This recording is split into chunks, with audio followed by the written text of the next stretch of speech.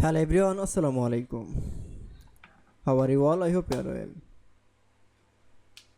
Welcome back to my channel in this new video. Today's video, how to change background color from black to white in Microsoft Word document. So get it started.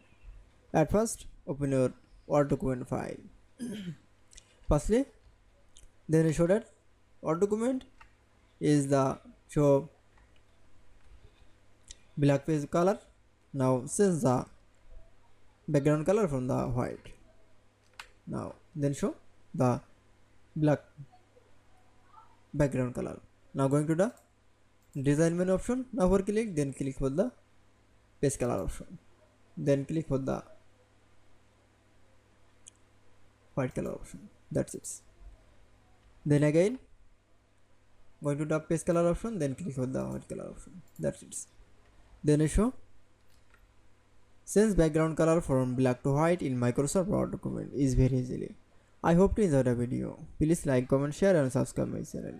Thanks for watching my video.